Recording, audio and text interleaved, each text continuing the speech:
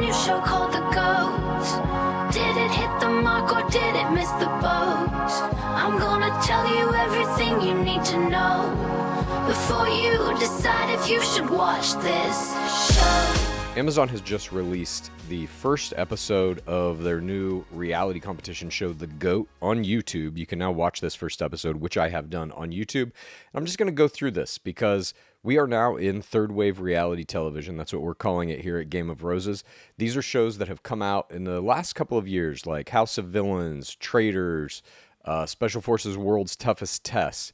These are shows that take players from other reality franchises, mainly The Bachelor, Survivor, Big Brother, Housewives, the whole Bravo world, and they pit them against one another, almost on kind of teams, if you will, from those different disciplines of reality TV to compete in whatever that challenge is. World's Toughest Test is obviously hardcore Special Forces military training. The Bachelor players are dominating that. They've won both seasons. We've got, Traitors probably is at the highest level of this third wave that we're seeing right now in terms of production value, in terms of treatment of reality television.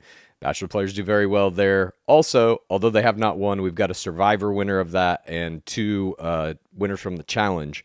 But Bachelor players do very well there also. At any rate, this show, The GOAT, is the next show in third wave reality television. And I just wanted to break down what I thought about the first episode. So this show comes to us from Amazon Studios, so there's obviously some money behind it. It has some pretty big name executive producers. We've got Anthony Anderson, a huge actor who's on Blackish and done a million things. Lee Eisenberg from The Office and Jury Duty, which was another Amazon Studios show that was also on Amazon Freevee. If you haven't checked out Jury Duty, I highly recommend it. It's a fantastic show. It's kind of a reality-based show where one person in the show doesn't know that it's a reality show, and everybody else is actors kind of tricking that person. Now, this name means something special. Elan Gale. He was a huge Bachelor franchise producer. Some think that he's pretty much responsible for creating Paradise, but he was there during that era, from really Bachelor season 17, 18, the Sean Lowe era, all the way through Colton Underwood. And he also does F-Boy Island. He created that show. And Midnight Mass, if you want to get into some of his scripted stuff that was on Netflix. But it's important to note that F-Boy Island, because the tone of F-Boy Island is the tone of this show, which we will get into. And, of course, Bill Dixon, who is a longtime friend of Elan Gale, also a Bachelor franchise producer, also F-Boy Island. So the premise of this show, at least as it is stated on their Amazon webpage, the show, by the way, doesn't have its own website, doesn't have an Instagram. So right off the bat, they're doing something wrong there. On the official Amazon page of it, this is how the description of the show reads. Daniel Tosh welcomes 14 reality superstars into a hilarious, drama-filled new competition show where both the strong and totally clueless can survive. Each week, Bachelors, Housewives, Food Network stars, and Shaws of Sunset will face off and eliminate each other until one person is crowned reality television's greatest of all time. Sounds great. On paper, sounds great. I definitely want to see a show like this. We've been talking on Game of Roses for a long time about a third wave show emerging that would be exactly this, a competition to determine who is the best at reality TV. Is this show that? I don't know. Let's get into it. Let's start, by the way, with what I believe is the best part of this show, the thing they did the best, the cast. It's heavy hitters. I'm just going to start from the bottom in terms of Instagram numbers and work my way to the top. At the bottom of the list, we have Tech Holmes, who is from The Real World and The Challenge with 16.8K Instagram followers. We've then got Jason Smith from the Holiday Baking Championship, which is a Food Network show, 56.8K. Then Wendell Holland from Survivor, 58.4K on Instagram. Then we have Devon Rogers from Big Brother and The Challenge, 185K. So we are already past the 100K threshold with just the fourth person in this list of 14. There are only 3 players on this show who are under 100,000. Moving up from there, we have CJ Franco from F-Boy Island, 565K. Jill Zarin from Real Housewives of New York City, a Bravo show, obviously, 663K. Reza Farahàn, Shaws of Sunset, also a Bravo show, 778K. And Reza is doing the most in third wave. Reza has been on this show. Reza was on Traitors. Reza was just on Matchmaker with Patty Stanger and Nick Viall from Bachelor, obviously. We then have Joey Sasso from The Circle, Perfect Match. These are Netflix shows, 846K. Kristen Dowdy, Vanderpump Rules, Bravo, 982K. Grocery Store Joe Amabile from Bachelor, 998K. And now everybody beyond this point is over 1 million. Paula Mayfield from 90 Day Fiancé, and that's a 1 million. She's at the 1 million mark. Tayshia Adams from Bachelor, 1.4 million Instagram. Alyssa Edwards, aka Justin Johnson from RuPaul's Drag Race, 1.9 million.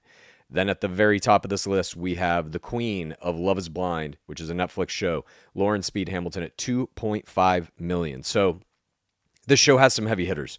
The casting is very good. I would say the casting of this show is well on par with Traitors. And that is due, I think, largely to the producers you've got here. Elan Gale can reach into his Bachelor bag forever. He knows all of the players from the greatest era of the show. I'm sure Anthony Anderson and Lee Eisenberg don't hurt either to have on this team to make some calls and get some people in the show. Now, like I said, we're going to start where the thing that they do the best. But let's move on to perhaps the thing that is the worst about this show, the tone. And it is there from the very beginning. I want to play a clip from the show that this is literally how episode 1 opens. Over the course of human history, there have been many great achievements. Fire, the automobile, laser hair removal, that was a good one. But nothing has impacted our lives like our greatest achievement of all, reality television. Or as I like to call it, documentaries for dumb people. So as you can see, they are making fun of the show. They're making fun of the people watching the show. That's you and me.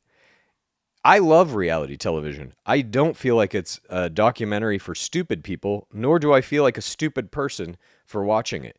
So I'm not quite sure what they're doing here. This tone is kind of what they do on F-Boy Island. They're making fun of reality TV. But I think it's always a bad idea to directly attack and make fun of your audience in the first few lines of dialogue. I also think Daniel Tosh is the wrong choice for this. And we'll get to some more points to this end, I suppose, as we continue. But Daniel Tosh is known basically on Tosh.0 for making fun of everybody on his show, including himself, very self-deprecating. If the host doesn't take the show seriously and the host is making fun of the players and making a mockery of reality TV generally, why are we to care about it? I think this is the complete wrong way to go. Let's take a look at the location as well. They are shooting this at Goat Manor in Atlanta. It's just kind of a nice big mansion with a swimming pool in the backyard. It feels super small. It feels super confined. I know this isn't Traitors, but if you're making a third wave show, you will be compared to Traitors because that is the standard now. That's how good it can be done. And that show is basically perfect. This show is not. Instead of a beautiful, sprawling castle complete with its own countryside manor in Scotland, we've got a kind of mansion located in Atlanta, and it feels like the players are trapped there. It feels like the show is trapped there. It's very small. By comparison to a Traitors. At least that's how it's shot anyway. Let's get into some of these challenges now and what the show actually is. So all the players come together. They begin to talk. They're meeting each other. The Bravo celebrities are teaming up. You know, the teams are kind of being formed just by themselves. And now they start to say there's going to be these challenges that you have to do. And each of the challenges are meant to represent some skill set that you need in whatever other reality television show may exist. So the first one is going to be a Survivor-esque kind of challenge, and they make everybody stand on these stumps with one leg and balance a coconut on a little stick. I'm not sure this works. I'm not sure. It's not that entertaining. It's like if you want to see something like this, watch Survivor, where they do it a million times better. Again, the tone of this is that it's making fun of that thing on Survivor. And if I'm a fan of Survivor, I don't want to see that made fun of. I want to see it replicated. I want to see other people from outside the Survivor reality TV show world have to compete in a Survivor game. This is not it, in my opinion. And then we see the prize of this, the prize for winning this, which Tayshia wins it, Tayshia Adams from The Bachelor.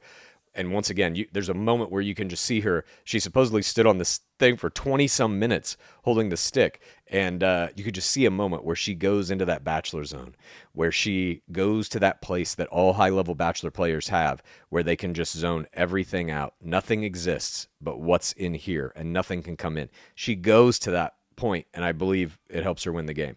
So as a result of winning this, she then is given the ability to choose teams in the next challenge.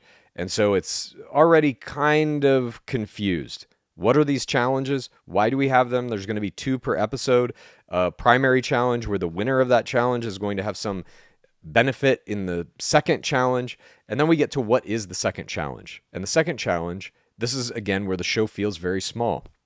The second challenge is Tayshia splits everybody up into 2 teams, and then they have to duct tape together pool noodles and water jugs to make a makeshift raft that they are going to use to float across not a lake, a swimming pool in the back of this mansion in order to get a key and then come back and use the key to unlock a box, and whatever team wins the thing is safe from elimination. It was hard to watch, frankly. It's just people swimming across a swimming pool. Again, I'm not sure what reality show this is trying to mimic exactly. It just feels like there was very little thought put into this and certainly very little care put into it. It comes across as very low budget, in my opinion. And even the shooting of it is not made exciting. It's kind of intercut with a lot of Tosh trying to be funny, Tosh dressed as a pirate, which, again, just it has no steam. You want your host to have authority over the game, just like Alan Cumming in Traitors.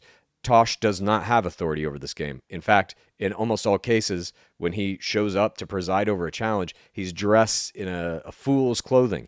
They make fun of him, which makes fun of the show, which makes fun of the players.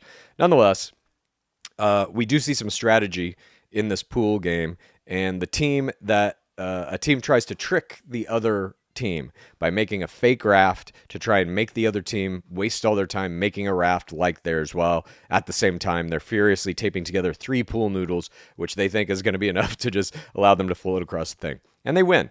They do win using the strategy, but then it's revealed that the judges say they broke the rules because not 50% of their body was on the raft. Again, highly confusing. None of this makes sense for any reason, and it takes all the drama out of the victory. If a victory can just be overturned because some arbitrary rule about 50% of a person's body, and how do you even determine how much of a person's body is in or out of the water?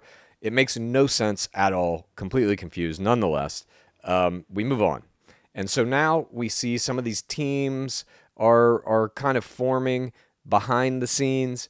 It's, you're getting different disciplines again, like the Bravo team is teaming up. You see Grocery Store Joe and Tayshia, who, by the way, worked together on Clickbait as co-hosts of that official Bachelor Nation podcast for a little while. You see them kind of chumming together, and that really is what these teams should be, I think. That's where the show's missing the mark. The teams are already made, and what this show should really be is 4 Bravo people, 4 Bachelor people, 4 Big Brother people, 4 Survivor people all come in, and the reality show disciplines should have to compete against one another. A true mixed martial arts of reality television. That is not what this is. Then we see how a player gets eliminated. So of the players that are up for elimination, everybody must now vote on them by writing their name on a piece of paper and then going and inserting it into the mouth of this weird goat statue. Now, there are weird goats all throughout this, with the goat noise all throughout this. And again, it just serves to kind of diminish and mock reality television, and certainly the players that are on this show. And so we see them all slipping these pieces of paper in, whispering names into the mouth of this goat. And then we even get a shot of Tosh coming to collect the votes by pulling a drawer out of the goat's butt. Again, it's like some attempts at humor here. None of them are working for me. And we see that Joey Sasso is the first person eliminated from the show in episode 1. And we see what that elimination ceremony is going to look like. Very lackluster. Tayshia is sitting there. She has to make the final decision. She simply says, "Sorry, Joey, you're going home." And then we see Joey is forced to take a small wax goat with his name on it, place it on a hot plate as it slowly melts. And that is how we are going to eliminate players on this show. It is not exciting in any way. It is not dramatic in any way. It just seems like an afterthought. All that said, overall, I do think this is going to be an important third wave show. I'm going to cover the entire thing because as Traitors is kind of a celebration of reality TV at the highest level, I would argue that this is a mockery of it. And it really kind of, it conveys that the people making the show don't like reality TV. And if that's the case, even though many of them have made it for most of their careers, it feels like they have contempt for it. And if that's the case, I think it's going to be hard for an audience to plug into it, an audience who really loves reality TV, which is ostensibly who this is made for. But I will say this, if you really do love reality TV, this show will be condescending to you immediately from the first moments. And I think that'll be hard to follow. The reason I want to follow it is because I think we are in a very important moment in third wave reality TV, with basically every network now and every streaming service is looking for its traders. I think Amazon is hoping this will be their traders. I don't think it will be for the reasons I mentioned, but it's going to be an important step toward that direction. Whatever comes next on Amazon after The GOAT, I think will be informed by this show. And for that reason, I do think it's very important. But the rest of this season is coming out very soon on Amazon and Amazon Freevee. Like I said, I'm going to be checking it out. And if you want a full breakdown of the entire episode, you can go to patreon.com/Game of Roses, and I break the whole thing down there for you. Thanks for joining me. Amazon has a new show called The GOAT. Did it hit the mark or did it miss the boat? I'm gonna tell you everything you need to know before you decide if you should watch this show.